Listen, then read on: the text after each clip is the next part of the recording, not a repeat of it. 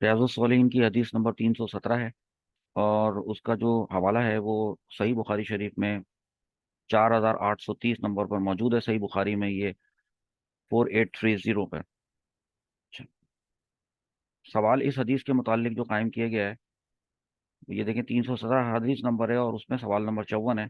अब तक सवाल 53 के हम आपको जवाब दे चुके हैं। सवाल ये है कि क़िताए रहमी से क्या मुराद है, और क़ाते रहम, पहले तो ये वर्ड जो है ये क्या है, क़ाते रहम किसे कहते हैं, उसके सबब रहमत नाजिल न होने का क्या माना है। हदीस को पढ़ते हैं पहले, फिर इंशाअल्लाह अज़्ज़ा वजल इस सवाल का जवाब भी इसी हदीस से मिलेगा। यहाँ से पढ़ें इसको। नबी करीम सल्लल्लाहु अलैहि वसल्लम ने फरमाया कि अल्लाह ताला ने मखलूक पैदा की, जब वो उसकी पैदाइश से फारिग हुआ। बहरहाल अरबी से उर्दू में तर्जमा किया है फलम्मा फरागा। यहाँ से मुराद ये नहीं है कि अल्लाह ताला फारिग हुआ।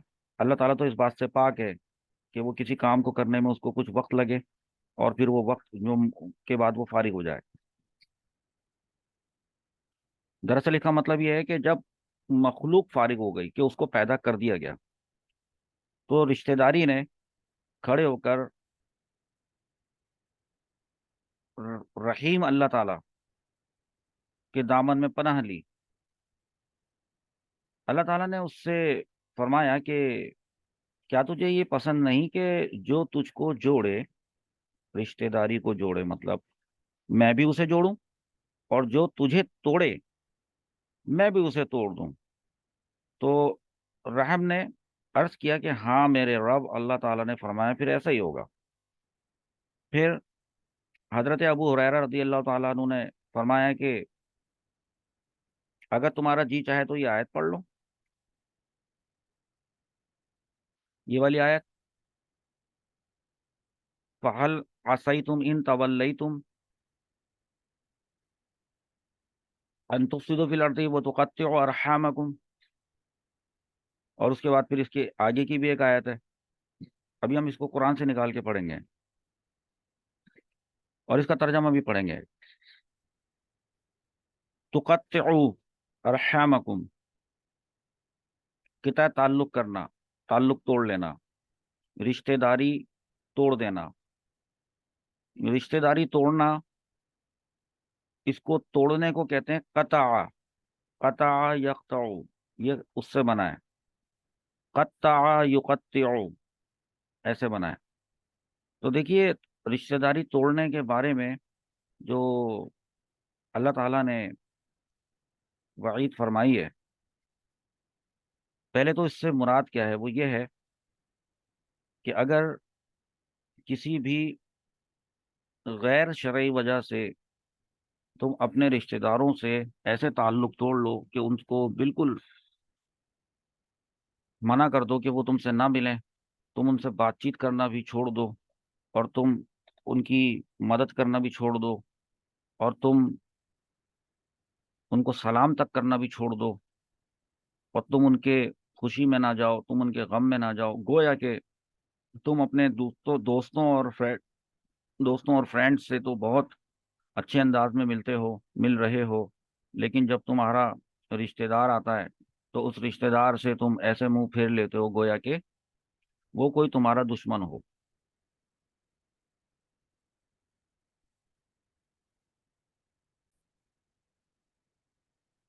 हदीस का मफहूम समझ लेते हैं, बल्कि इसको आसान उर्दू में आपको पढ़ के बता देता हूँ कि हजरत सैयदना अबू हुरैरा रज़ियल्लाहु ताला अन्हु से रिवायत है कि हुजूर अकरम सल्लल्लाहु अलैहि वसल्लम ने इरशाद फरमाया कि अल्लाह ने मखलूक को जब पैदा किया, हत्ता कि जब वो मखलूक अपने पैदा होने से फारिग हो गई,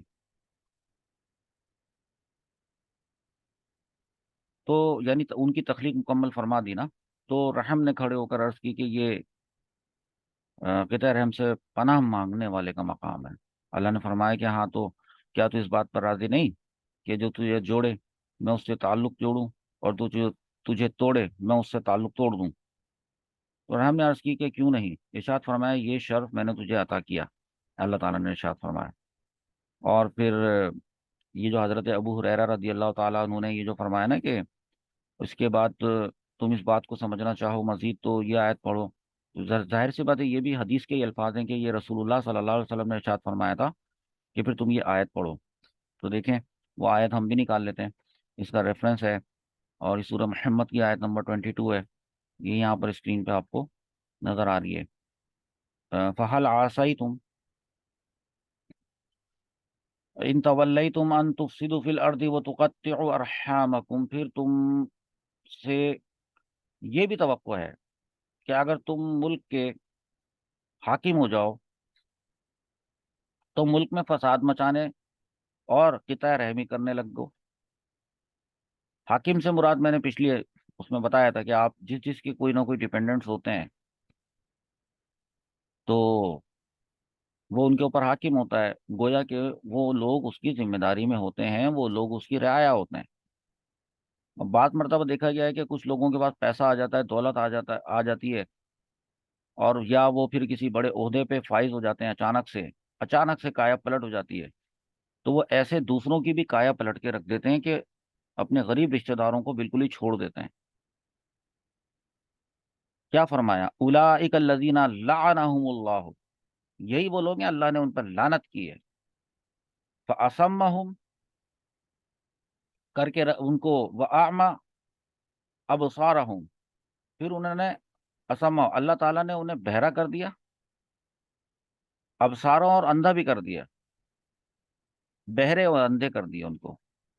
اب ان کو کوئی کام کی بات نہ تو سنائی دیتی ہے نہ سمجھ میں آتی ہے. اگر سنا بھی دی جائے تو وہ سن بھی لیں گے، لیکن وہ بہرے ہیں کہ ان کو نہ تو قرآن کی بات سمجھ میں آئے گی، نہ حدیث کی بات سمجھ میں آئے گی، اور کسی بھی بڑے کی کوئی اچھی بات ان کی سمجھ میں نہیں آئے گی. بہرے ہیں وہ، کان ہیں ان کے لیکن وہ بہرے ہیں. آنکھوں سے دیکھ بھی لیں گے، حق کو دیکھ بھی لیں گے، تو تب بھی جو ہے وہ حق کو پہچانیں گے نہیں، دیکھ کر بھی جو ہے وہ حق کو چھوڑ دیں گے. اسی پر ایک سوال آپ نے پوچھا ہے کہ قاطع رحم کے سبب رحمت نازل نہ ہونے کا کیا معنی ہے؟ رحمت نازل نہ ہونا ویسے تو لعنت کو کہتے ہیں. کہ اللہ تعالیٰ نے لعنت فرمائی تو اس کا مطلب ہے کہ رحمت دور ہو گئی. دیکھیں، جو یہ قاطع بروزن فاعل ہے، توڑنے والا، تو اس میں آپ کو میں ایک بات بتاؤں. حضرت ابو ہریرہ رضی اللہ تعالیٰ عنہ سے ہی ایک مرتبہ رسول اللہ صلی اللہ تعالی وسلم کی حدیث روایت ہے، اور وہ فرماتے ہیں کہ حضور صلی اللہ تعالی وسلم یہ ارشاد فرما رہے تھے. اور وہ دراصل وہ حضور صلی اللہ تعالی علیہ وآلہ وسلم کی حدیث بیان کر رہے تھے. اور اس حدیث کو بیان کرتے ہوئے جب انہوں نے یہ جملہ ارشاد فرمایا، بڑا سننے والی بات ہے، کہ اگر ہماری محفل میں نا کوئی ایسا شخص بیٹھا ہوا ہے جس نے رشتہ داری کو توڑا ہے، یعنی رشتہ داری توڑنے والا، وہ ہماری محفل سے اٹھ جائے. جب رشتہ داری توڑنے پہ لعنت آ رہی ہے، لعنت آ رہی ہے، اللہ کی رحمت سے دوری آ رہی ہے، تو ظاہر سی بات ہے پھر لوگ ڈریں گے. اور اس کی اور جو صحابہ کرام ہے جب وہ حدیث آگے بڑھائیں گے اور آگے لوگوں کو سنائیں گے تو پھر ان کا اپنا انداز ہوگا.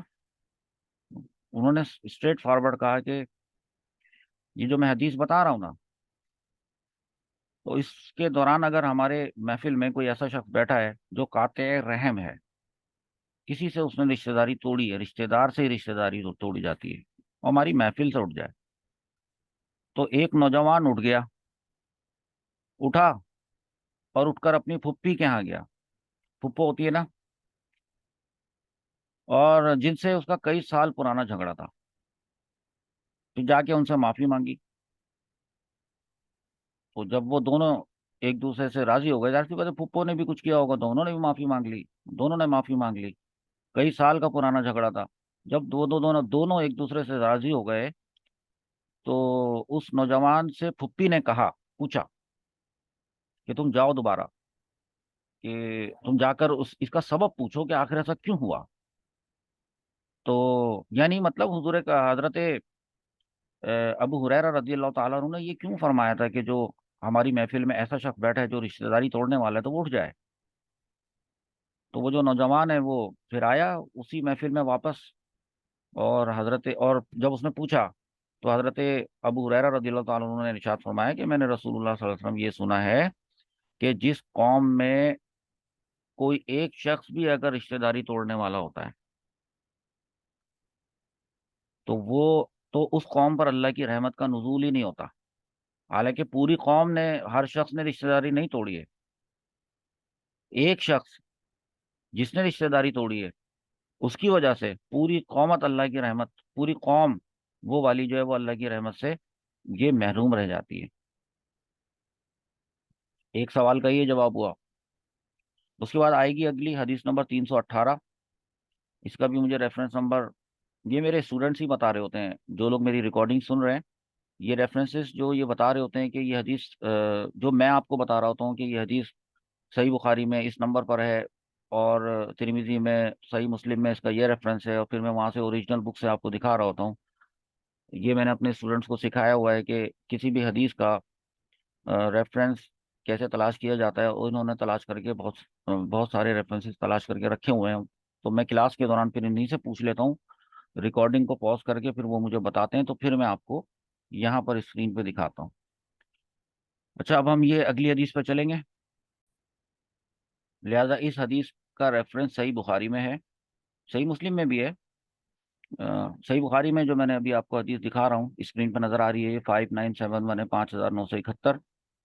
اور اس کو میں ابھی کٹ رہا ہے تھوڑا سا پورشن، تو میں اس کو آپ کو پڑھ کے اس کا ترجمہ پہلے بتا دیتا ہوں. اور پھر ہم سے جو سوال اس بارے میں پوچھا گیا ہے وہ سوال ہے دراصل یہ کہ اچھے سلوک کا زیادہ حقدار کون ہے. زیادہ. تو اور پھر اگلا سوال یہ بھی قائم ہوا ہے کہ کیا ماں کا حق باپ سے بڑا ہے؟ اعظم کا مطلب ماں کا حق زیادہ ہے باپ کے مقابلے میں. اور ماں کا حق زیادہ ہونے کا مطلب کیا ہوتا ہے؟ زیادہ ہے تو کیا ہے، کیا کریں پھر، کیا کرنا چاہیے. اچھا، پھر دوسری بات یہ کہ بوڑھے ماں باپ کی دعا کی اہمیت کیا ہے. اب یہ سارے سوالات کے میں اکٹھے آپ کو جواب اب دوں گا. تو حدیث کو میں آپ کو ذرا آسان الفاظ میں پڑھ کے بتاتا ہوں کہ یہ حدیث بھی حضرت ابو ہریرہ رضی اللہ تعالیٰ عنہ سے ہی مروی ہے.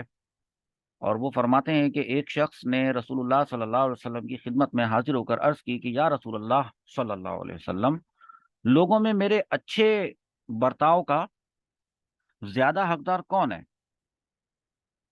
اچھے سلوک کا سب سے زیادہ حقدار کون ہے؟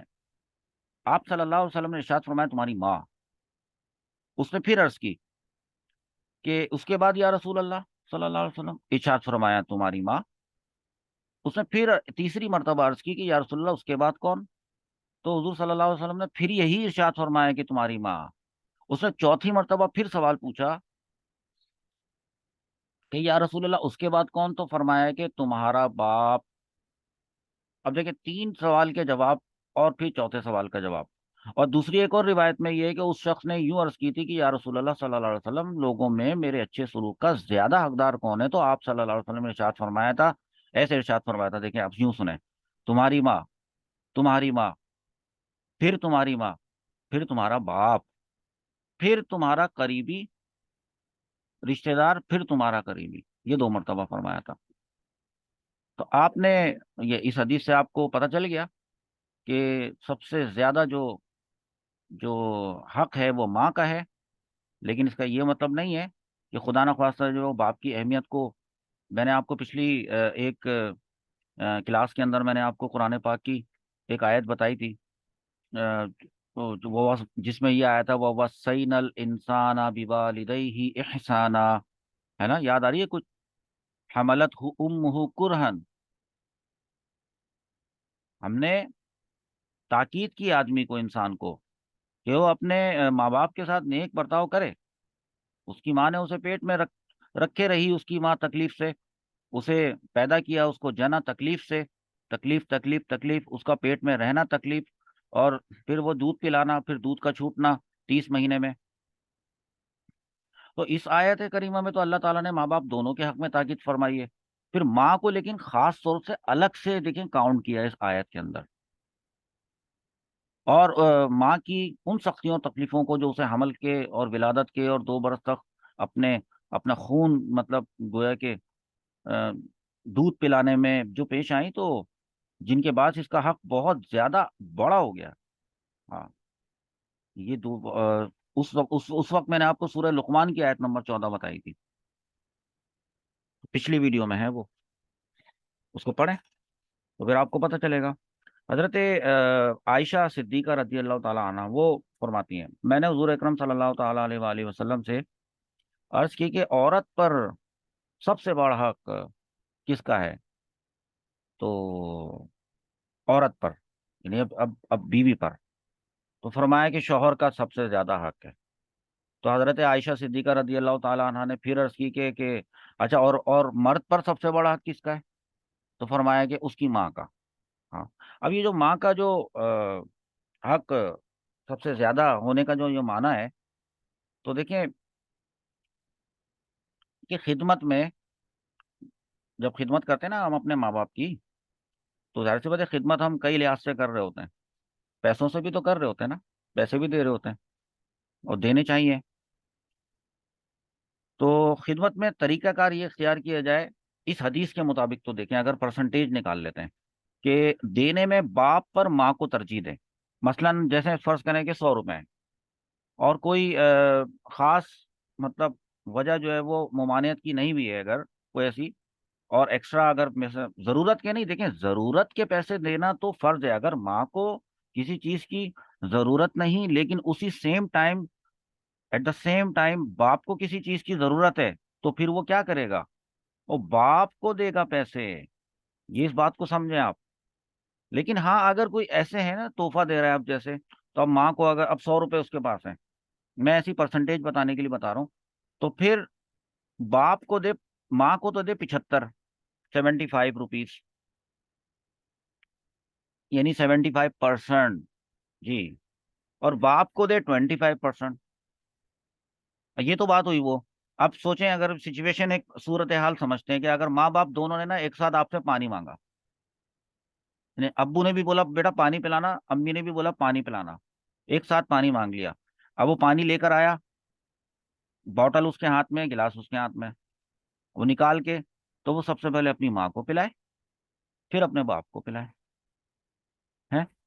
یا دونوں اگر سفر سے آئے ہیں، امی ابو کہیں سے گئے ہوئے تھے، اب وہ وہاں سے واپس آئے ہیں، تو اب ظاہر سی بات ہے بہت سے لوگ ہیں خوش نصیب ہیں، وہ ہاتھ پیر دباتے ہیں اپنے ماں باپ کے کہ آپ تھک گئے ہوں گے،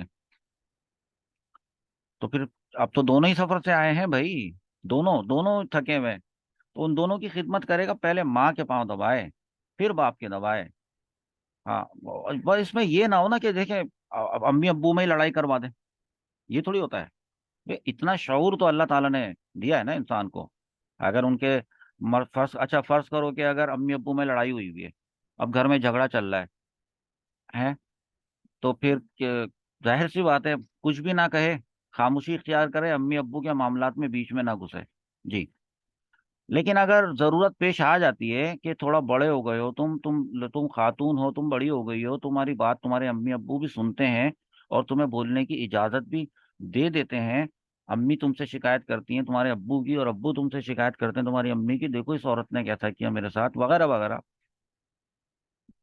تو پھر ایسی صورت میں حق کا تو ساتھ دے گی نا، جو حق بات حق پر ہوگا، لیکن بہرحال مطلب حدیث سے تو یہ لگ رہا ہے کہ ماں کا ساتھ دے، وہ صورت یہ بنے گی کہ باپ جو ہے وہ ناحق ہو تو پھر نہ، تو پھر خاموش نہ رہے، مطلب خاموش رہنے کا ہی حکم دیا ہے۔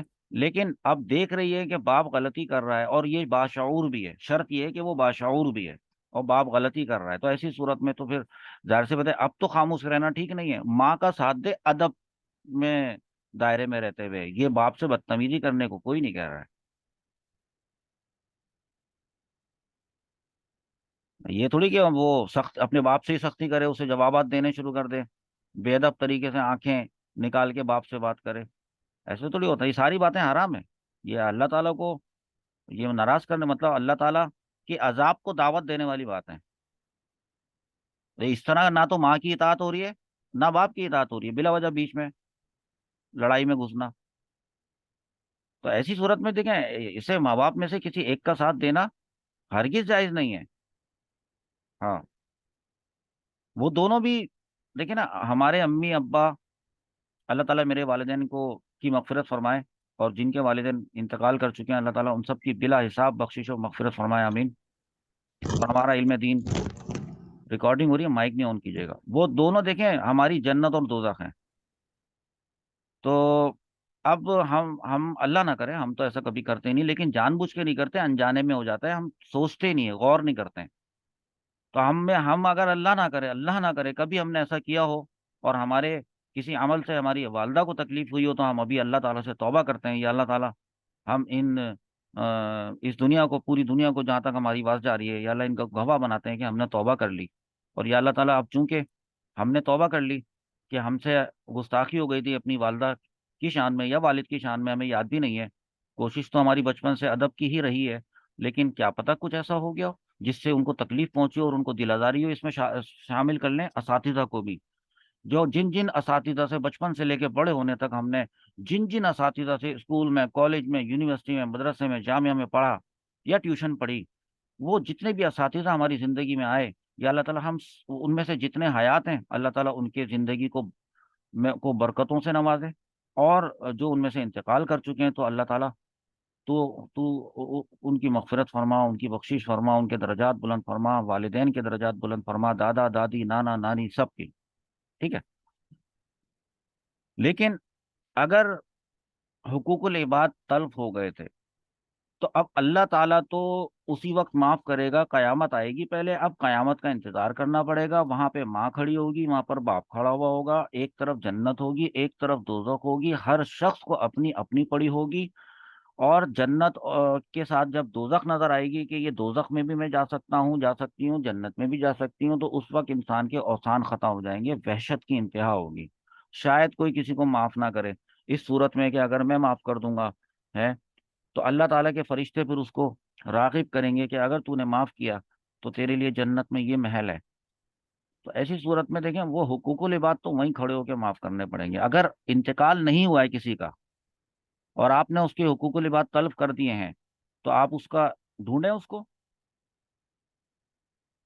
उसका इंतकाल नहीं हुआ, मिल जाएगा, ढूंढें, और ढूंढ कर उससे जाकर माफी मांगे। फिर अगर बाज ऐसे कुछ लोग ऐसे होते हैं, बदतमीज होते हैं, नहीं मैं माफ नहीं कर रहा, अब आपने तो मांग ली ना माफी, भाई किस तरह मान जाओगे, अच्छा गलती तुम्हारा इतना नुकसान हुआ था, ये लो उसकी रकम, फिर भी माफ नहीं कर रहा, तो फिर उसका मामला अल्लाह पे छोड़ दें, आपका जो काम है वो आपने कर दिया। तो अच्छा, इसी तरह बाप, मतलब फर्ज करो कि माँ चाहती है कि ये बाप को ना किसी तरह की तकलीफ पहुंचाए।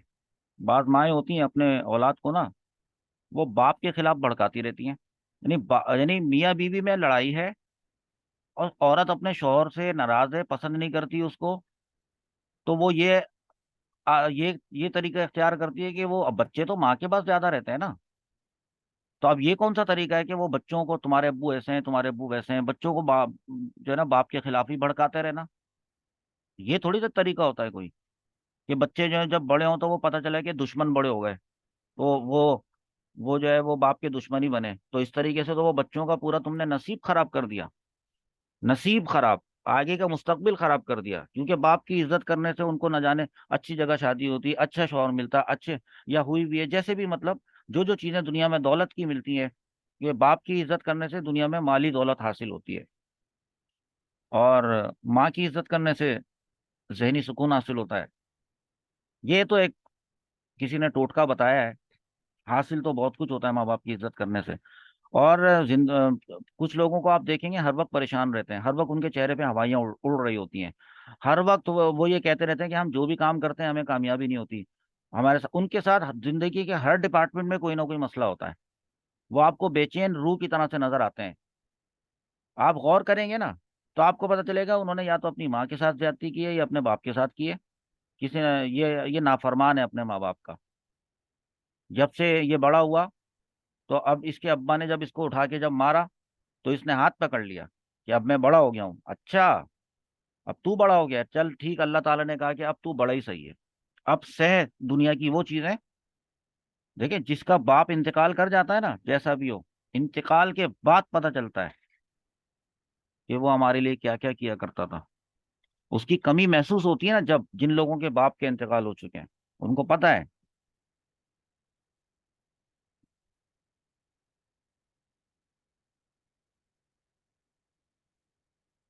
اب اگر ماں چاہتی ہے کہ آپ، مطلب آپ کو استعمال کر لے کہ باپ کو تکلیف پہنچاؤ،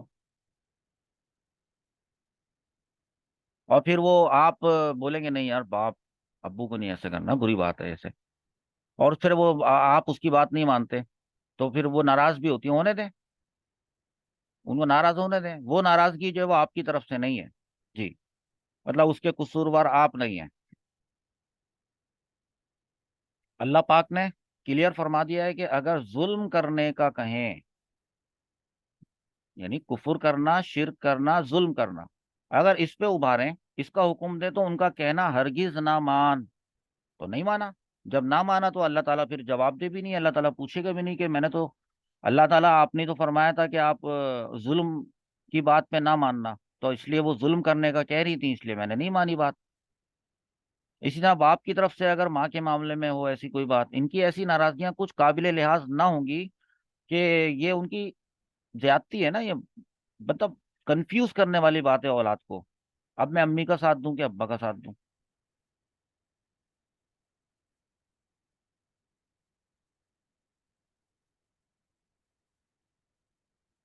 اگلا سوال کیا ہے وہ دیکھتے ہیں کہ بوڑھے ماں باپ سے دراصل کیا مرادیں تھے. کہ بات پتہ ہے کیا ہے، جوان بھی ہے نا، تو بوڑھے ماں باپ کی خدمت کے لحاظ سے جتنی بھی احادیث آئی ہیں وہ ان پہ بھی اپلائی ہوتی ہیں. کہ وہ یہ نہ سوچے کہ اچھا جب میرے امی ابو جب بوڑھے ہو جائیں گے تو پھر میں اس حدیث پہ عمل کروں گا، ایسے تھوڑی ہوتا ہے کوئی. حضور صلی اللہ تعالیٰ علیہ وآلہ وسلم نے کیا یہ ارشاد نہیں فرمایا کہ جو والدین میں سے کسی ایک یا دونوں کو، اب ریئل میں جو عمر دار ہو گئے ان کی بات ہو رہی ہے، کہ کسی ایک کو یا دونوں کو بڑھاپے میں پائے، ان کی خدمت کر لے، مطلب آپ ان کی خدمت نہ کرے، یعنی اگر وہ پائے اور اس خدمت کرنے کا موقع ملے، وہ خدمت کی سعادت حاصل نہ کرے، سوری میں نے الٹا کہہ دیا تھا، نہ کرے، اگر پھر بھی نہ کرے تو اس کی ناک خاک آلود ہو. ناک خاک آلود ہو. خاک کہتے ہیں مٹی کو. اب اس حدیث پاک میں دیکھیں، میں تو کچھ آپ کو جو بتا رہا تھا، اور اس حدیث پاک میں بڑھاپے کی قید لگائی ہے نا. دیکھیں میں آپ کو اس کی بھی وہ بتاتا ہوں کہ جو حدیث ہے، یہ جو ہماری بوڑھے والدین والی، کہ حدیث میں بڑھاپے کی قید اس لیے لگائی ہے کہ اس وقت ہی خدمت کی زیادہ ضرورت ہوتی ہے میرے بچوں، اسی وقت زیادہ ضرورت ہوتی ہے. ہاں اپنا بچپن یاد کرے کوئی. ہاں جب اپنا بچپن یاد کرے کہ جب بستر پہ ہی پوٹی پشی کرتے تھے، تو پھر امی نے ابا نے سکھایا کہ ایسے کرتے ہیں، پھر پیمپر سے جان چھڑائی ہے، اور اس کے بعد پھر کھانا کھانا نہیں آتا تھا. کھانا کھانا ہی نہیں آتا تھا. ایک وہ آپ چھوٹے سے بچے کو دیکھیں، اس کو کھانا کھانا نہیں آتا، یعنی اس کو چبانا نہیں آتا، وہ مختلف چیزوں کو دیکھ کے چونک جاتا ہے کہ میں یہ، وہ لیتا ہی نہیں ہے. کھانا کھانا سکھایا ہمارے والدین نے ہمیں، تو ہم نے کھانا نگلا تو ہمارے اندر کچھ، ہم پھر ہمارا جسم بڑھا اور ہماری نشو نما ہوئی. ہاں. تو اس لیے جب وہ والدین بوڑھے ہو جاتے ہیں تو گویا کہ وہ بچے ہو جاتے ہیں. یہ تو ایک امتحان ہے نا آپ کے لیے، کہ ابھی تمہارے والدین نے جب تم چھوٹے تھے تو تمہارے ساتھ یہ سلوک، یہ اچھا برتاؤ کیا تھا، اور کبھی وہ اس پہ بیزار نہیں ہوئے تھے اس بات سے کبھی بھی. اب وہ ہو گئے بچے، بوڑھے اتنے ہو گئے ہیں کہ اب وہ گویا کے بچے ہیں. اب دیکھو تم کیا کرتے ہو، اب ہم دیکھیں گے تم کیا کرتے ہو. ویسے ہاں کہ یہ جو واقعی عمردار ہو جاتے ہیں تو ان کی دعا واقعی اللہ تعالیٰ کی بارگاہ میں بہت زیادہ قبول ہوتی ہے. اور یہ جو جب سفید بال نہیں ہوتے، جیسے داڑھی کے سفید بال ہیں، ہے نا، تو اللہ تعالیٰ نے اللہ تعالیٰ حضور صلی اللہ تعالی وسلم نے فرمایا ہے کہ جو سفید داڑھی والے جو بندے ہوتے ہیں نا، ان کے پھیلے ہوئے ہاتھ کو اللہ تعالیٰ ہرگز خالی نہیں لوٹاتا، یعنی ان کی دعا ضرور قبول ہوتی ہے. تو اولاد کو چاہیے کہ ایسے وقت میں اور ایسے وقت کی خدمت کو غنیمت جانے، کہ مل تو گیا موقع اللہ تعالیٰ کے فضل و کرم سے. اب یہ جو والدین بوڑھے ہو جاتے ہیں نا، دیکھیں پھر بھی دیکھیں آپ، امپورٹنٹ بات ہے نا کہ انسان کو امتحان میں ڈال دیتا ہے ان کا بوڑھا بوڑھا ہونا، ان کا بڑھاپا. بعض اوقات سخت بڑھاپے میں کچھ ایسی بیماری کا بھی شکار ہو جاتے ہیں کہ بستر پر ہی وہ پیشاب کر دیتے ہیں جس کی وجہ سے عموماً اولاد بیزار ہو جاتی ہے۔ یہ والدین کبھی بھی بیزار نہیں ہوئے تھے ایک لمحے کے لیے بھی، جب یہ خود اولاد چھوٹی بچہ تھا۔ لیکن مگر یاد رکھیے کہ ایسے ہی حالات میں بھی ماں باپ کی خدمت لازمی ہے، زیادہ لازمی تو ایسے حالات میں ہے نا۔ بچپن میں ماں بھی تو بچے کی گندگی برداشت کرتی ہے، بڑھاپے اور بیماریوں کے باعث جو ہے اگر ماں باپ کے اندر چڑچڑاپن بھی آ جاتا ہے، دیکھو ہے نا، بوڑھے لوگ ہوتے ہیں نا، ان کے اندر چڑچڑاپن بھی آ جاتا ہے، یا یہ کہ کچھ لوگ کہتے ہیں سٹیا گئے ہیں، یا آپس میں ہی نا امی ابو بوڑھے ہو گئے ہیں تو اب وہ دیکھو لڑے جا رہے ہیں۔ آپ اپنے دادا دادی کو دیکھیں گے، بہت لڑائی ہو رہی ہے۔ دیکھو کتنا ہی لڑائی ہو، کتنا ہی جھگڑے، آپ کو کتنا ہی پریشان کریں، صبر صبر صبر، 7 مرتبہ گن لو، صبر صبر صبر صبر صبر صبر صبر، 7 مرتبہ صبر کر لو، اور ان کی تعظیم کرو، ہر ان سے بدتمیزی کرنا، ان کو جھاڑ دینا، کھڑے ہو کے چلا گئے ان کے اوپر، وغیرہ وغیرہ وغیرہ، یہ کون سا طریقہ ہے؟ بازی ہاتھ سے نکل سکتی ہے، دیکھو بھائی، دونوں جہانوں کا جو ہے نا، دونوں جہانوں کی تباہی بن جائے گی مقدر، یہ میں بتا دوں۔ وہ ہم نے دیکھا ہے اپنی آنکھوں سے، یہ کھڑے ہو کے جو ہے نا وہ چلا رہے ہیں وہاں سے، تو وہ ان کو ٹائٹ کر دیا، وہ بیچاری ماں جو ہے سہم گئی، لانا تو ایسے اولاد کے اوپر، ماں سہم گئی، چپ ہو گئی، باپ سہم گیا کہ کہیں یہ مجھے مار نہ دے۔ یہ میں ہم نے دیکھا ہے، یہ والدین کا جو دل دکھاتے ہیں نا، والدین کا دل دکھانے والے، وہ دنیا میں بھی ذلیل و خوار ہوتا ہے، اور آخرت میں تو اس کی وعیدیں لکھی ہوئی ہیں احادیث کے اندر، دنیا میں بھی ہوتا ہے اور آخرت کے اندر بھی۔ اب چلتے ہیں اگلی حدیث کی طرف، جس کا نمبر 320 ہے، تو یقیناً اس میں کوئی گرم راگ کے متعلق کوئی بات آئی ہوگی، تو پہلے وہ حدیث بھی پڑھ لیں گے، اور اس کے بعد پھر اس کا جواب بھی دیں گے انشاءاللہ عز و جل۔ بیچ میں ایک بات آ گئی، اور وہی آ گئی کہ اکثر ہم دیکھتے ہیں کہ کچھ لوگ جو دنیا دار لوگ ہوتے ہیں، اور وہ ان کا دین سے جو ہے وہ کوئی علم دین سے تعلق نہیں ہوتا، وہ کبھی کبھی نا قرآن کی بات کرنے لگ جاتے ہیں، اور کبھی کبھی وہ حدیث کی بات کرنے لگ جاتے ہیں۔ ان کا علم سے دوری کا جو ایک پہچان ہے، کہ آپ کیسے پہچانیں گے کہ وہ علم سے دور ہیں، ان کا انداز آپ کو بتاتا ہوں۔ ان کا انداز پتہ ہے کیا ہوگا؟ وہ یوں کہیں گے کہ اگر ان کو قرآن پاک کی کوئی آیت بتانی ہوگی تو وہ یوں کہیں گے کہ قرآن پاک میں ایک آیت ہے، اس کا میں آپ کو مفہوم بتاتا ہوں۔ یہ حدیث بیان کرنی ہوگی نا، تو وہ کہیں گے کہ ایک حدیث کا مفہوم ہے۔ تو بھئی یہ مفہوم کیا ہوتا ہے جی؟ اور آپ کب سے بیٹھ گئے قرآن پاک کا مفہوم بتانے کے لیے؟ اور آپ نے اگر قرآن پاک کی کسی آیت کا کوئی مفہوم بتا دیا ہے، تو گویا کہ آپ نے اس کی تفسیر کر دی ہے، تو آپ پھر آیت بھی پڑھیں۔ عربی میں آیت نہیں آتی تو کم سے کم اس کا ایگزیکٹ ورڈ ٹو ورڈ ترجمہ تو بولیں، اور اس کا حوالہ بھی بتائیں، اور اس کا ریفرنس نمبر بھی بتائیں کہ کون سی صورت ہے، کون سی آیت نمبر ہے۔ نہیں، قرآن میں آیا ہے کہ یوں یوں یوں، بس ہو گئی بات، آیا ہو کہ نہ آیا ہو، اور وہ جو مفہوم آپ بتا رہے ہو وہ ٹھیک بھی ہو کہ نہ ہو۔ تو بھائی ڈاکٹر کے پاس جاتے ہیں جب طبیعت خراب ہوتی ہے، تو ڈاکٹر کے پاس جاتے ہیں، یا پھر اگر کوئی کیس ہوتا ہے تو لائر کے پاس جاتے ہیں۔ یہ ساری باتیں پہلے میں آپ کو بتا چکا ہوں کہ right person for the right job ہوتا ہے، تو جب دین سیکھنا ہوتا ہے تو پھر عالم دین یا عالمہ کے پاس جاتے ہیں، یہ تو کامن سینس کی بات ہے نا۔ چلیں اپنے سبق کے اوپر آتے ہیں، حدیث نمبر 320 ہے، اور حدیث نمبر جو 320 ہے اس کو ہم، اس کا حوالہ جو ہمارے پاس موجود ہے، اور وہ حوالہ صحیح مسلم کتاب میں ہے، حدیث نمبر 6525، 6525۔ تو پہلے ہم یہاں سے اس کا ترجمہ آپ کو دکھا دیتے ہیں کہ حضرت ابو ہریرہ رضی اللہ تعالیٰ عنہ سے روایت ہے کہ ایک شخص نے عرض کی، اللہ کے رسول صلی اللہ علیہ وسلم، میرے پاس رشتہ دار ہیں، میں ان سے تعلق جوڑتا ہوں، وہ مجھ سے تعلق توڑتے ہیں، میں ان کے ساتھ نیکی کرتا ہوں لیکن وہ میرے ساتھ برائی کرتے ہیں، میں برد باری یعنی نرمی سے پیش آتا ہوں، ان سے درگزر کرتا ہوں، ان کی باتوں کو برداشت کرتا ہوں، لیکن وہ میرے ساتھ جہالت کا سلوک کرتے ہیں۔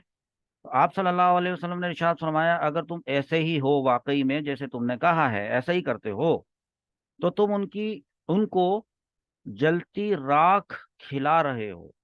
اب ہمارا سوال بھی نا راکھ کے اوپر ہی ہے۔ اور جب تک تم اس روش پر رہو گے، ان کے مقابلے میں اللہ کی طرف سے ہمیشہ ایک مددگار تمہارے ساتھ رہے گا۔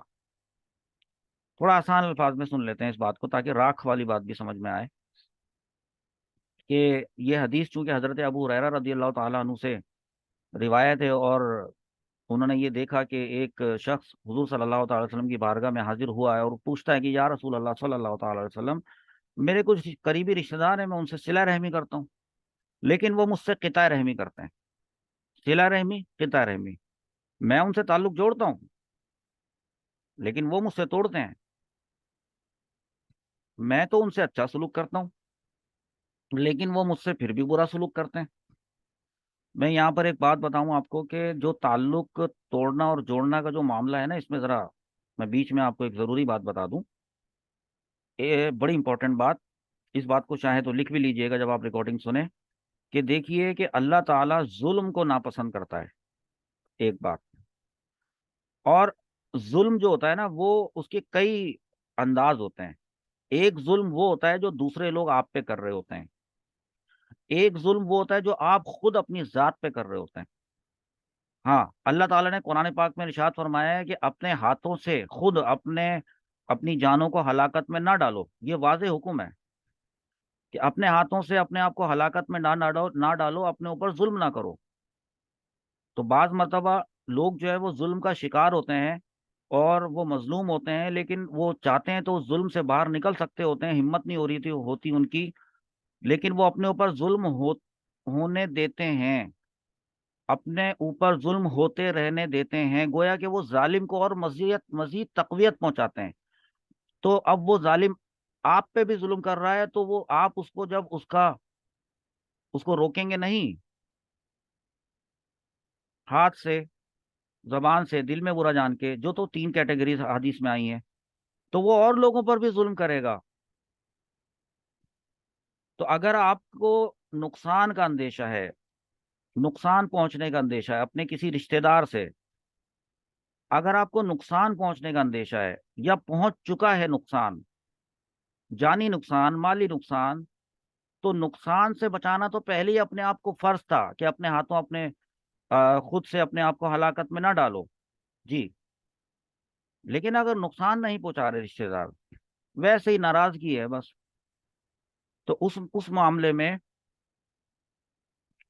وہ جو صحابی آئے تھے اور انہوں نے حضور صلی اللہ تعالی وسلم کو یہ شکایت کی اپنے رشتہ داروں کے بارے میں کہ میں تو ان سے صلہ رحمی کرتا ہوں، وہ مجھ سے تعلق توڑتے ہیں، میں اچھا سلوک کرتا ہوں ان سے لیکن وہ مجھ سے برا سلوک کرتے ہیں، میں ان کے ساتھ بردباری یعنی حلم سے پیش آتا ہوں، نرمی سے پیش آتا ہوں، مصلحت اندیشی سے پیش آتا ہوں، ہیں، اور سافٹ رہتا ہوں ان کے آگے، لیکن وہ میرے ساتھ جاہلانہ برتاؤ کرتے ہیں۔ اب یہ بڑا مشکل کام والا بتا دیا انہوں نے کہ ایسا کرتا ہوں میں۔ تو حضور صلی اللہ تعالیٰ علیہ وآلہ وسلم کو معلوم تھا کہ وہ ایسا ہی کرتے ہیں، لیکن پوری امت کو سمجھانے کے لیے حضور صلی اللہ تعالی وسلم نے ان سے یہ ارشاد فرمایا کہ اگر ایسا ہی ہے جیسا کہ تم نے کہا ہے کہ تم ایسا کرتے ہو، وہ ویسا کرتے ہیں، حقیقت یہی ہے اگر، تو گویا کہ تم ان کے منہ میں گرم راکھ ڈال رہے ہو۔ گرم راکھ ابھی بتاتے ہیں اس کا مطلب، اور جب تک تم اس حال پر قائم رہو گے نا، تو تب تک اللہ تعالیٰ کی طرف سے ان کے خلاف، دیکھیے خلاف والا لفظ آیا نا، اللہ تعالیٰ کی طرف سے ان رشتہ داروں کے خلاف تمہارے لیے ایک مددگار ہمیشہ کھڑا رہے گا۔ تو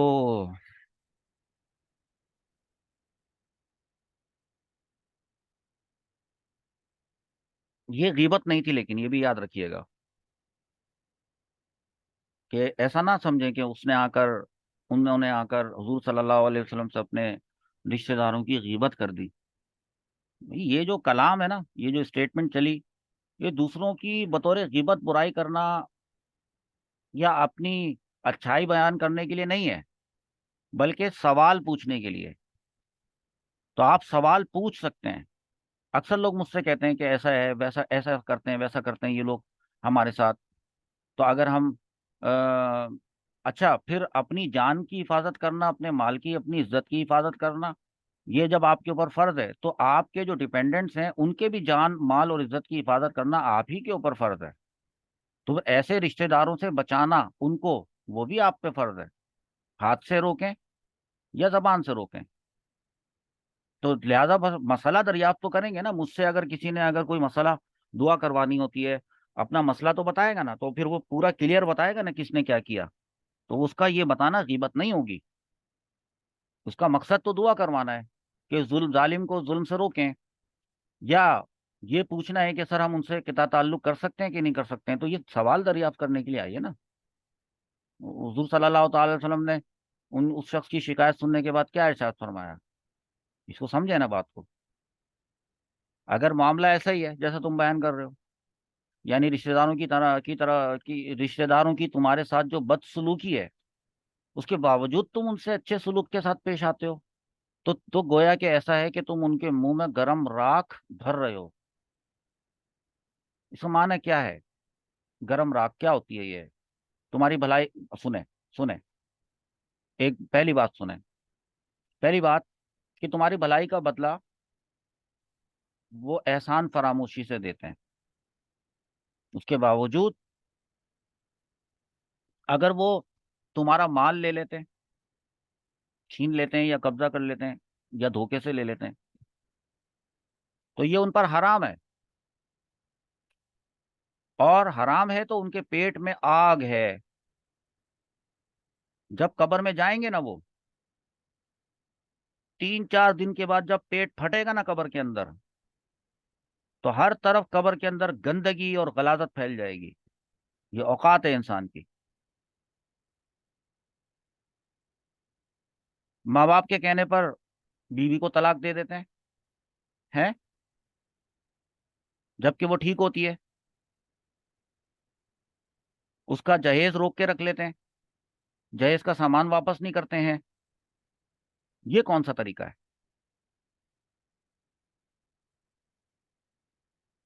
اس کو منع کرتے ہیں کہ تم اپنے جو کبرڈز ہیں، جو تمہاری الماریاں ہیں، تم اس کو لاک نہیں کر سکتی، اس کی چابیاں ہمیں بھی دو. یہ کون سا طریقہ ہے؟ پھر پتہ چلتا ہے کہ وہاں سے یہ چیز غائب ہو گئی اور وہ چیز غائب ہو گئی. تو وہ اگر پوچھ بیٹھے کہ مجھے فلانا چیز نہیں مل رہی، تو اس سے لڑتے ہیں کہ کیا تم ہمیں چور سمجھتی ہو؟ ہم نے چوری کیا ہے، اور کیا ہوا بھی ہوتا ہے چوری. ہاں. تو یہ جو ہے وہ پھر ظاہر سی بات ہے نا. پھر ایسی صورت کے اندر اس عورت کو چاہیے کہ وہ اپنے بڑوں کو اعتماد میں لے اور ان کو بتائے کہ یہاں پہ جینا حرام ہو گیا ہے، اور پھر ان کو شامل کرے. اگر اپنے گھر کے جو والدین ہیں وہ اتنے میچیور نہیں ہیں، تو پھر اپنے خاندان میں کسی اور بزرگوں کو تلاش کرے جو میچیور ہوں اور معاملہ فہم ہو، اور وہ اس معاملات کو دیکھیں کہ یہ کیا مسئلہ ہے، یہ کیوں کر رہے ہیں ایسا. کتنے میں نے دیکھے ہیں کیسز. جہیز روک لیا، نکال دیا گھر سے لڑکی کو باہر، اس کے ماں باپ کے گھر چھوڑ کے آ گئے، بعد میں طلاق بھجوا دی. لعنت ہے ایسے لوگوں پر. ان کے پیٹ میں آگ ہے. کتنا کھاؤ گے؟ فریج کو کھا لو گے؟ ہے ڈریسنگ ٹیبل کو کھا لو گے؟ کیا کر لو گے؟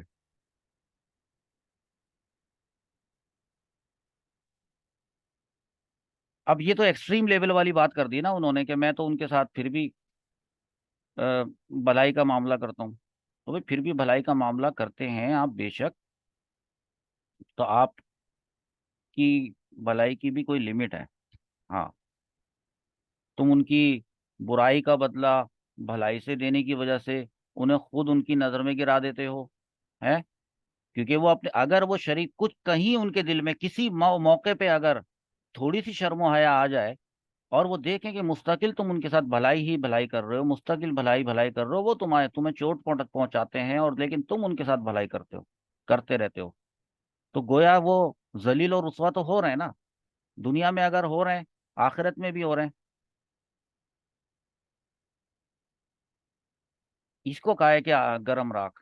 کہ اگر کوئی اس کے منہ پہ، کسی کے منہ پہ اگر گرم راکھ ڈال دی جائے، منہ بھی جل جائے اور کالا بھی ہو جائے، تو شرمندگی تو ہوگی نا. تو اسی طرح تمہارا ان پر احسان کرنا ان کا منہ کالا کر دیتا ہے. جیسے گرم راکھ چہرے کو کالا کر دیتی ہے، یہاں پر اس حدیث سے یہ مراد تھی۔ ہاں، امید ہے کہ سمجھتے ہوں گے میری بات کہ میں کیا کہنا چاہتا ہوں۔ توازن کہتا ہوں، بیلنس، لائف کے اندر ایک بیلنس ہوتا ہے، بیلنس رکھنا چاہیے۔ جی، اس کے بعد ایک حدیث ہے، حدیث نمبر 321، اور اس حدیث کا حوالہ بھی میرے اسٹوڈنٹس جو ہیں وہ بتا سکتے ہیں۔ سوال قائم کیا گیا ہے کہ عمر میں اضافے سے کیا مراد ہے، اور پھر حضرت داؤد علیہ السلام، اچھا داؤد کی اسپیلنگ غلط ہو گئی، معذرت، ان کا واقعہ بیان کریں، کیا ہے یہ حدیث، کیا ہے پہلے تو یہ پتہ چلے، تو اس حدیث کی طرف چلتے ہیں۔ چلیں اب حدیث نمبر 321 پہ چلتے ہیں۔ حدیث نمبر 321 یہ ریاض الصالحین کا نمبر ہے، اور ہمارے پاس اس وقت اس کا حوالہ جو کھلا ہوا ہے وہ صحیح بخاری شریف، حدیث نمبر 5986، حدیث کو پڑھ لیتے ہیں کہ حضرت انس بن مالک رضی اللہ تعالیٰ عنہ ان کے راوی ہیں کہ رسول اللہ صلی اللہ علیہ وسلم فرمایا کہ جو چاہتا ہو کہ اس کے رزق میں فراخی ہو اور اس کی عمر دراز ہو تو وہ صلہ رحمی کیا کرے۔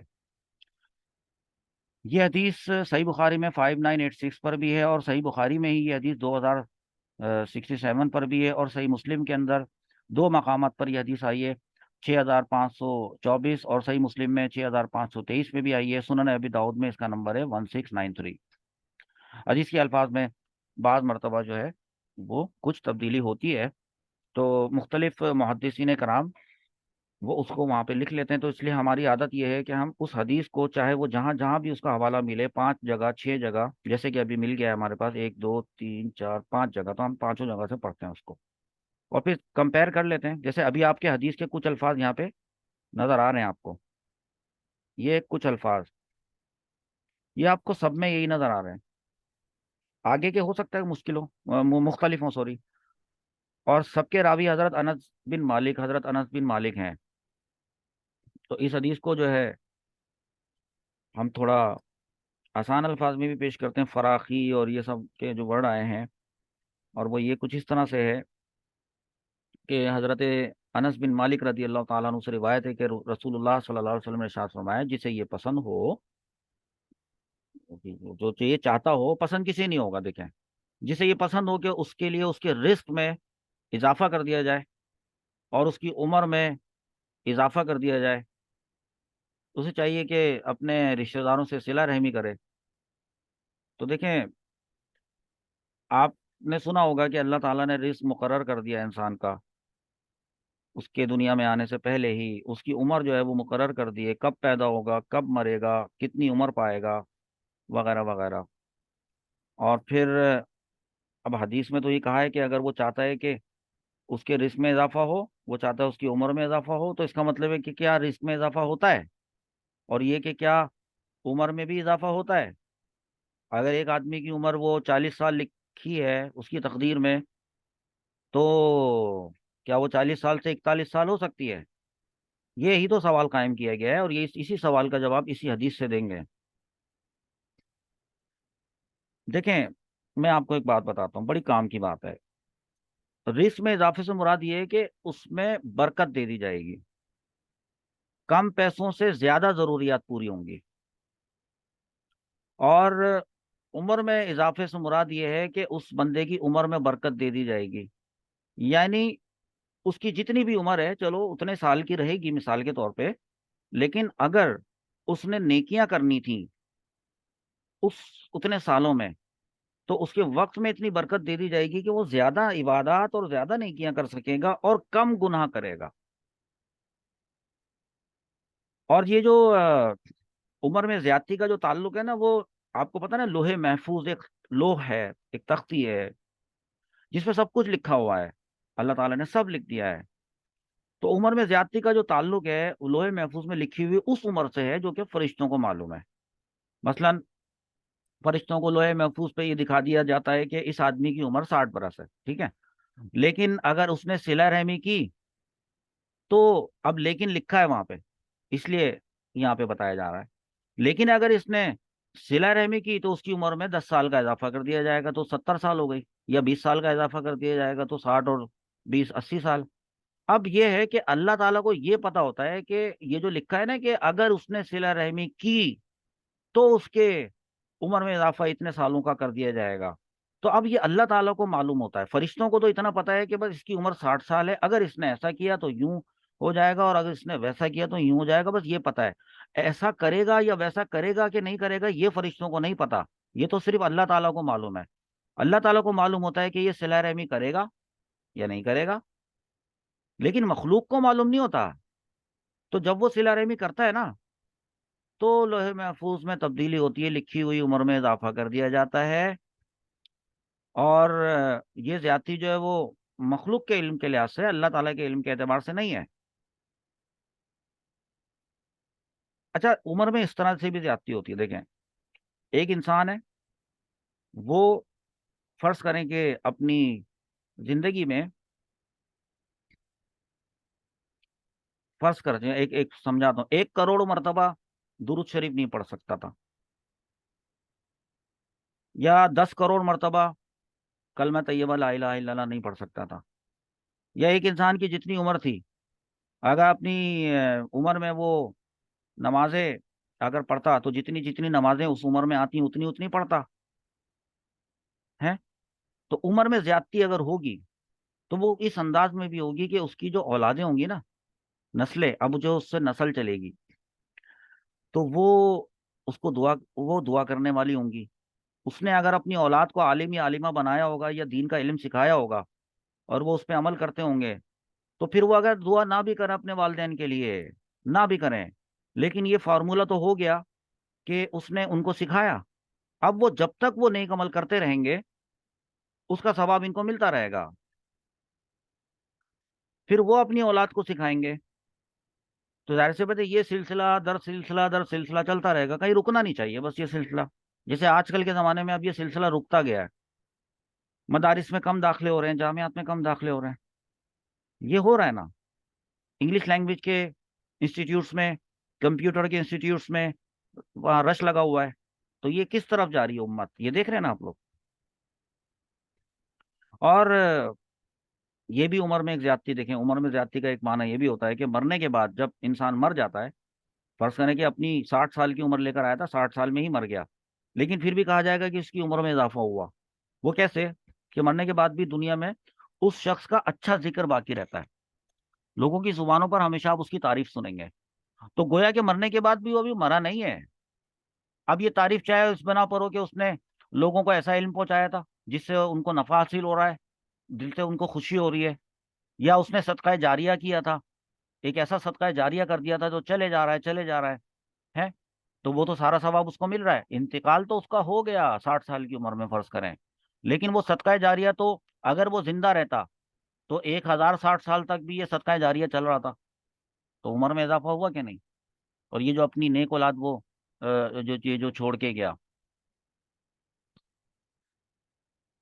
رزق، اچھا یہ تو عمر میں اضافہ سمجھا دیا، رزق میں اضافہ جو ہوتا ہے نا اس سے مراد برکت ہوتی ہے، کیونکہ صلہ رحمی کرنا یہ بھی ایک صدقہ ہے، دیکھیں یعنی ٹھیک ہے وہ آپ سے تعلق توڑتا ہے، اس سے تعلق جوڑنے میں کسی قسم کا جانی مالی یا عزت کا نقصان نہیں بھی ہے، نہیں ہے اگر، اور آپ اس سے پھر بھی آپ اس سے پھر اس کے توڑنے کے باوجود آپ پھر بھی ملتے ہیں، بچوں کو کہتے ہیں کہ اگر وہ نظر آئے تو سلام ضرور کرنا، پھر وہ سلام کا جواب نہ بھی دے کوئی بات نہیں، لیکن آپ کوشش یہی کرتے ہیں کہ آپ سلام کر دیتے ہیں پھر وہ منہ پھیر لے وغیرہ وغیرہ، دل ٹوٹتا ہے، لیکن چلو کوئی بات نہیں، آپ نے کہا صلہ رحمی کرنی ہے تو کرنی ہے، تو یہ بھی ایک صدقہ ہے، دیکھیں یہ صدقہ ہے، اور صدقہ جو ہے آپ کو پتا ہے صدقہ مال کو بڑھاتا ہے، اور عمر میں اضافے سے مراد یہ کہ بدن میں قوت اور طاقت آ جائے گی۔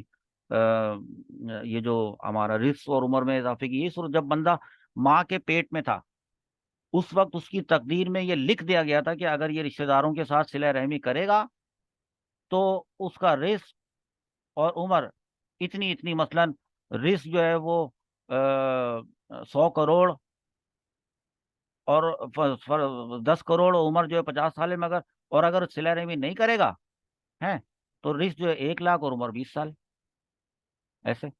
میں اب آپ لوگوں نے پوچھا کہ اس معاملے میں جو ہے وہ حضرت سیدنا داؤد علیہ الصلوۃ والسلام کا کی بھی ایک واقعہ ہے، وہ میں آپ کو بتاتا ہوں، یہاں سے سنیں کہ حضرت سیدنا داؤد علیہ السلام کی خدمت میں ایک دولہا آیا، دولہا، جس دولہا ہوتا ہے نا، وہ آیا ان کی زیارت کرنے کے لیے، ان کا دیدار کرنے کے لیے، ان سے ملاقات کرنے کے لیے، تو موت کا فرشتہ بھی وہاں پہ موجود تھا، یعنی حضرت اسرائیل علیہ السلام جو ملک الموت ہیں وہ وہاں پر موجود تھے۔ تو آپ نے پوچھا کہ اے حضرت داؤد علیہ السلام، کیا آپ اسے جانتے ہیں، یہ جو نوجوان آپ کے پاس آیا ہے دولہا؟ تو حضرت داؤد علیہ السلام نے بتایا کہ جی ہاں جانتا ہوں، یہ مومن ہے، نوجوان ہے، مجھ سے محبت کرتا ہے، اور اس کی آج ہی تو شادی ہوئی ہے، اور ابھی اپنی دلہن کے پاس بھی نہیں گیا ہے، اس نے مجھ سے ملاقات کیے بغیر اپنی دلہن کے پاس جانا گوارا نہیں کیا، لہذا یہ مجھ سے ملنے کے لیے آیا ہے۔ تو جو موت کا فرشتہ ہوتا ہے وہ کہتا ہے کہ اے داؤد علیہ السلام، یہ جو دلہا ہے، اس میرے پاس جو احکامات ہیں اس کے مطابق اس کی عمر 6 دن کی باقی ہے، 6 دن، 6 دن بعد اس کی روح قبض کر لوں گا میں۔ تو پھر یہ سن کر جو ہے نا حضرت داؤد علیہ السلام غمزدہ ہو گئے، رنجیدہ ہو گئے، وہ نوجوان ان سے اتنی محبت کرتا تھا تو وہ بھی کرتے تھے اپنے امتی سے محبت، ان کو پتہ چلا کہ دیکھو ابھی شادی ہوئی ہے، آج 6 دن کے بعد انتقال ہو جائے گا، اس بات سے افسوس ہوا ان کو۔ پھر اس بات کو نا، اس واقعے کو 7 مہینے گزر گئے، 7 منتھس، لیکن وہ اس کا انتقال ہی نہیں ہوا، اس نوجوان کا۔ اور اس دوران میں حضرت 7 مہینے گزرنے کے بعد پھر دوبارہ جو موت کا فرشتہ ہے وہ آیا حضرت اسرائیل علیہ السلام، حضرت داؤد علیہ السلام کی بارگاہ میں آئے نا، تو حضرت داؤد علیہ السلام نے پوچھا کہ اے ملک الموت، وہ جو نوجوان جس کو تم 6 دن کے بعد اس کی روح قبض کرنے والے تھے وہ تو آج بھی زندہ ہے، 7 مہینے گزر چکے ہیں، وہ نوجوان تو آج بھی زندہ ہے، ابھی تک زندہ ہے۔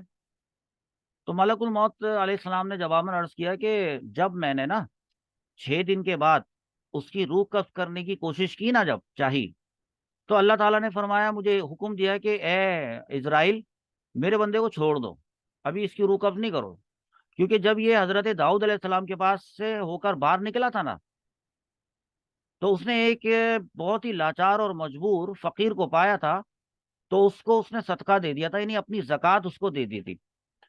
تو اس فقیر نے، وہ اتنا خوش ہوا تھا کہ اس فقیر نے یہ دعا کی کہ اے اللہ، اس نوجوان کو درازی عمر بالخیر عطا فرما، یعنی لمبی عمر، طویل عمر عطا فرمانا،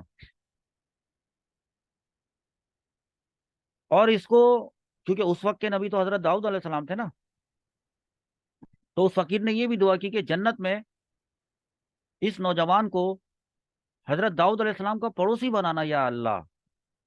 تو اللہ تعالیٰ فرماتا ہے اس وقت جس دن 6 دن کے بعد وہ روح قبض کرنے لگے تھے، تو اللہ تعالیٰ نے ان کو بتایا کہ میں نے تو ان کی اس فقیر کی دعا میں نے تو قبول کر لی تھی، تو لہٰذا اب تم اس کی روح قبض نہیں کرو، میں نے اس کے لیے ان 6 دن جو باقی تھے نا اس کی زندگی کے، اس 6 دن کو میں نے 60 سال کر دیا ہے، لکھ دیا ہے، اور مزید 10 سال اور بڑھا دیا، جاؤ۔ تو اس کے لیے جنت میں حضرت داؤد علیہ السلام، جن سے وہ بہت محبت کرتا ہے اپنے نبی سے، تو اس کا مکان جو ہے وہ حضرت داؤد علیہ السلام، اس کا جو محل ہے وہ حضرت داؤد علیہ السلام کے محل کے برابر میں اس کا پڑوس، یہ میں نے لکھ دیا ہے۔ تو لہٰذا اب 60 سال تو وہ جو فقیر کی دعا تھی اس کی وجہ سے بڑھائے میں نے، اور 10 سال میں نے اپنی مرضی، میں اپنی مرضی کا مالک ہوں، میں رب ہوں، تو 60 اور پلس 10 70 ہو گئے نا۔ تو لہٰذا اب تم نا یہ 70 سال کی مدت پوری ہونے سے پہلے اس کی روح نہیں قبض کرنا۔ یہ یہ سوال آپ نے پوچھا تھا عمر میں اضافے سے کیا مراد ہے؟ اور حضرت داؤد علیہ السلام کا واقعہ بیان کریں تو ہم نے آپ کو حضرت داؤد علیہ السلام کا واقعہ بھی بیان کیا۔ اللہ تعالی ہمیں صلہ رحمی اور قطع رحمی کے مسائل کو صحیح سے سمجھنے کی توفیق عطا فرمائے، اس کی مصلحتیں، اس کی لاجکس، احادیث کے معانی اور مفہوم، اور ہم جب کسی کو حدیث بیان کریں تو ہم یہ نہ کہیں دوسرے لوگوں کی طرح کہ میں تمہیں ایک حدیث کا مفہوم بتاتا ہوں، حدیث میں آیا ہے کہ، یا قرآن میں آیا ہے کہ، آیا ہو یا نہ آیا ہو، ایسے یہ کوئی طریقہ نہیں ہوتا، ورڈ ٹو ورڈ بتانا ہوتا ہے۔ اور آپ لوگ علماء اسی لیے تو بن رہے ہیں، آج آپ سے لوگ بحث کرتے ہیں نا، اگر آپ نے ان کو کوئی کام کی بات بتائی تو ان کو پتا ہے کہ آپ کا لیول ابھی بگنرس ہے، وہ آپ سے بحث کرتے ہیں، نہیں ایسا نہیں، ویسا ہے، ویسا نہیں، ایسا ہے. لیکن جس دن آپ عالم بن جائیں گے، جس دن آپ عالمہ بن جائیں گے، پھر آپ کی بات میں ایک وزن ہوگا. پھر آپ ایک ٹو دا پوائنٹ بات کریں گے کہ دیکھو میں نے تمہیں بتا دیا یہ حدیث ہے، بات ختم، یہ ریفرنس نمبر ہے، جا کے دیکھ لو. تو آپ کی بات مانی جائے گی. تو اب جلدی جلدی کوشش کر کے آپ اپنا لیول نالج کا اتنا انکریز کر لیں کہ آپ کی بات مانی جائے. آپ کی بات مانی جائے گی نا، جب جب وہ وقت آئے گا، تو آپ کی بات مانے جانے سے دین اسلام کو بڑا فائدہ پہنچے گا. کیونکہ پھر ضد بحث نہیں کریں گے، سیدھے سیدھے مان لیا کریں گے آپ کی بات. اور آپ نے کون سی بات کرنی ہے؟ یقیناً آپ نے اللہ کی اور اس کے رسول صلی اللہ تعالی علیہ وسلم کے احکامات کی بات کرنی ہے. لوگوں کی الجھنیں دور کرنی ہے آپ نے. تو ظاہر سی بات ہے اس سے دین کو فائدہ پہنچے گا. جب دین کو آپ کی ذات سے فائدہ پہنچے گا تو دین بھی آپ کو فائدہ پہنچائے گا. اللہ تعالیٰ سے دعا ہے کہ اللہ تعالیٰ ہمارے علم میں بھی اضافہ فرمائے، اللہ تعالیٰ ہمارے رزق میں بھی اضافہ فرمائے، اور اللہ تعالیٰ ہماری عمر میں بھی اضافہ فرمائے.